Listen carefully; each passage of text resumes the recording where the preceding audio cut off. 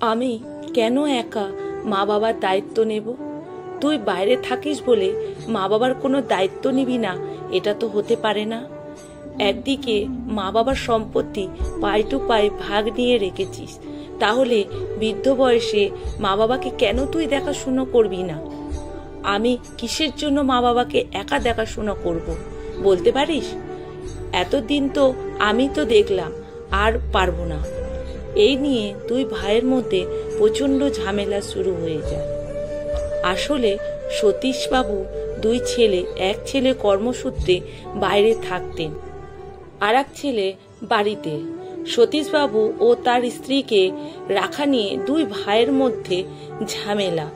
বাদলবাবু সতীশবাবুর বড় ছেলে, উনি বাইরে থাকতেন, তাই উনি মা বাবাকে ওনার কাছে রাখতে চান না। আর ইন্দ্রবাবু হলেন সতীশবাবুর ছোট ছেলে, যিনি বাড়িতে থাকতেন, কাজ করেন, আর মা বাবা ইন্দ্রবাবুর সঙ্গেই থাকতেন।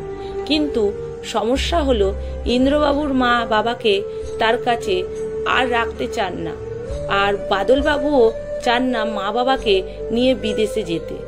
এই নিয়ে দুই ভাইয়ের মধ্যে ঝামেলা।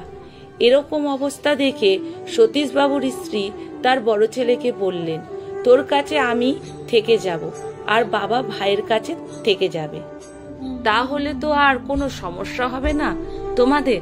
তখন দেখা গেল মায়ের এই বক্তব্য দুই ভাই সম্মতি জানালেন। এরপর বাদলবাবু তার মাকে জানায়, সামনের সপ্তাহে আমরা বেরোবো, তুমি জিনিসপত্র গুছিয়ে নিও, তবে হ্যাঁ, বেশি জিনিসপত্র নিও না, আমার ফ্ল্যাটে আবার অত জায়গা নেই। তখন সতীশবাবু স্ত্রী কিছুটা করুণ মুখ নিয়ে বললেন, হ্যাঁ বাবা, ঠিক আছে, সেই রকম কিছু নেব না। এরপর বাদলবাবু তার মাকে নিয়ে চলে যান। সতীশবাবু স্ত্রী চলে যাওয়ার দুদিন পর সতীশবাবু হঠাৎ অসুস্থ হয়ে পড়েন। আসলে স্ত্রী বিচ্ছেদটা তিনি মেনে নিতে পারছেন না। সেদিকে সতীশবাবুর স্ত্রী মিতা দেবী সতীশবাবুর অসুস্থতার কথা শুনে অস্থির হয়ে ওঠেন। তখন সতীশবাবু ও মিতা দেবী দুজনেরই অনেকক্ষণ ফোনের কথা বলেন। এই ভেবে বেশি কিছুদিন চলতে থাকে। এরপর সতীশবাবু আরো অসুস্থ হয়ে পড়েন, কারণ সেভাবে সেবা শুশ্রূষা না পাওয়ায়। তাই সতীশবাবুর অবস্থা খুব খারাপের দিকে চলে যায় এবং সতীশবাবুকে হাসপাতালে ভর্তি করতে হয়। এই শুনে মিতা দেবী সতীশবাবুর কাছে আসতে চান, কিন্তু বড় ছেলে বাদল বাবু কিছুতেই মাকে আসতে দেন না, কারণ দেশে ফিরতে গেলে প্রচুর খরচ হয়ে যাবে। আর উনি এটাও মনে মনে ভাবলেন, মা চলে গেলে রান্না কে করবে, তাই মাকে দেশে ফিরতে দেন না। এদিকে সতীশবাবু বারবার অনুরোধ করেন মিতা দেবীকে একবার চোখের দেখার জন্য, কিন্তু ওনারা কথা কেউ কানে তোলেন না। এরপর সতীশবাবু মারা যান। মিতা দেবী এই খবর পেয়ে কান্নায় ভেঙে পড়েন। বাদলবাবুকে বলেন তাড়াতাড়ি করে দেশের বাড়িতে নিয়ে যেতে, কিন্তু বাদলবাবু নিজের কাজ সেরে ফ্লাইটের টিকিট বুক করে দেশের বাড়িতে ফিরতে ফিরতে 3 দিন কেটে যায়।